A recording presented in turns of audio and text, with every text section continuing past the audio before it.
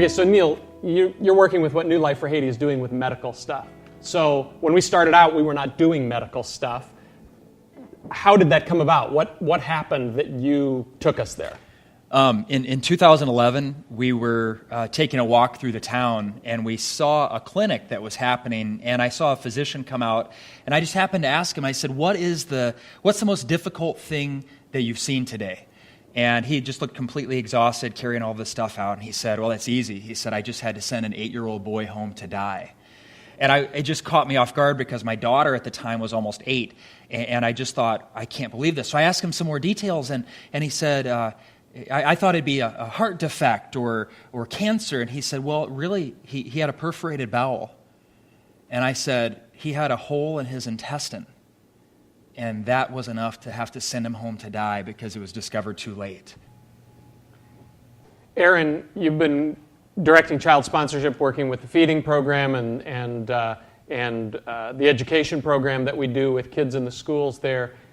Talk about what has happened since we began to feed kids at the schools.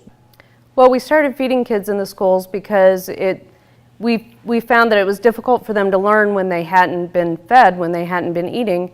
And we thought this would be great. We can feed the kids. They'll be able to focus in school and learn more. And what we found is since we started these feeding programs, everybody wants to come to our schools. And the parents want their kids at the schools where we're feeding kids. And we don't have enough child sponsors to be able to admit more kids into those programs. They're taking their kids out of other schools and sending them to our schools where there's openings so that they can have that meal. As an engineer over the years, I've had the opportunity to work on some very exciting projects, but I know when Chris and I were walking back from Pleak and really just building a very rudimentary one-room schoolhouse, and the community came out to thank us for this gift that we had given them. I remember walking away and welling up inside, and then a tear rolled down my cheek, and I whispered to myself or to God, I can't believe that I get to do this. And none of the awards that I won or the buildings that I've worked on have ever brought me that sense of passion. So often we go down and maybe in the back of our minds, or maybe I'm just prideful and it's me, we think, oh, we're going to do this great thing. And then when we see what we get to be a part of in Haiti where we work, we come away and we say, I can't believe I get to be a part of this, that I get to do this. So every year I translate a Dr. Seuss book into Creole, which the first time I did that, I think you thought I was crazy. You're like, it's not going to rhyme, it's not going to work, and it does rhyme in Creole. And which is a miracle. Which is a miracle. And I took it down, and the first time I read the book with the kids, it was funny. The parents actually were laughing harder at the book than the kids were, and the kids didn't really understand the concept of a funny book because they don't have books at home. They don't have books in their schools. Nobody reads to them. And so now when I go down, I leave the books with the first grade teachers, and they read those books to the kids once a week maybe. So when I go down and walk in with a new book, the kids are so excited. Miss Aaron's here with a new book. With a new book. They haven't seen a new book in a year. In a year. We're working on our 5th school, and that's really important. It's really important for the kids down there to know that there's somebody somewhere that really, really cares. So, I mean, if we can plant a vision for these kids in their hearts and minds, that their lives can be different than what they see it as being right now, that's what we really want to do. That's what we're passionate about. That's what we're really excited about. Yeah. That's what brings us back there. Yeah, because we know from our lives, from our children's lives, we know that if that child gets a vision for their life and gets a dream for their life, they're going to stand a million times better chance of transcending all the obstacles in front of them in a place like Haiti. This past year, something happened that I don't remember happening in all the years that we've been to Haiti to this degree, and that was that the valley and mountain area where we work, that a drought hit, and it lasted for months and months. Just talk a little bit about our discovery of that on our trip and our realization of the crisis that was taking place and what we did?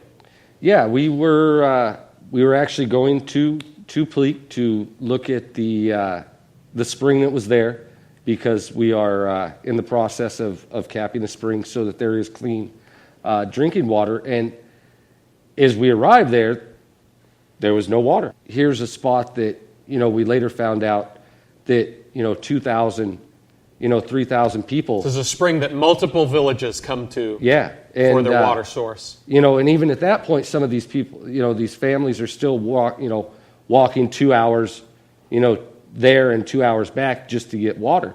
And that water was not available anymore. And so, I felt like we had to come up with some sort of solution to the problem. I pretty much made a tank that we could put in the back of our Dodge pickup that had a spigot on the end of it. And Felix, who is our man on the ground in Haiti when we're there and when we're not there, he would fill that at our house, because we have a well there that we're able to do that with. So he would fill that 250-gallon drum, and he spent about a month driving across the river and up the side of a mountain and back and forth, bringing we have photos of that. Several times a day, Felix would go across the river with this 250 gallons of water, and he would drive up the road in the mountains a little bit, and he would park. And people would come down, and they would line up at the truck to get a gallon of water or 2 gallons of water to take home with them. I was thinking as we were filming, I was looking at this group of us motley crew, Aaron accepted. There's not one of us who ever thought we'd be doing this. And that's part of what blows my mind when I look at this little adventure of New Life for Haiti, is that I look at those of us that are kind of steering the boat and getting down there on the ground and doing things, and not one of us ever imagined that this would be something that we were going to do with our lives. Chris, you're a tradesman. Neil, you're a pastor. Aaron, you're a business woman, professional. Tom, you're a structural engineer. And here we are doing this thing we never saw coming in our lives. Why are we doing it? That's easy for me. In 2009, you invited me. And I'll never forget the invitation. I'd never even considered going to Haiti. And one day I got a message from you, and you said, I really want to invite you to Haiti, and I'm going to pay for your first trip if you want to go. So for me, as the head of the medical mission, I just want other people to come and be a part of this beautiful thing that you invited me to be on in 2009, because it's truly changed my life. We have so many beautiful adult friendships, but it's the children, and it's not just all the children. I mean, children are poor, and they're struggling. It's the children that I know. And it's when I look in their eyes, and it's when they hug me.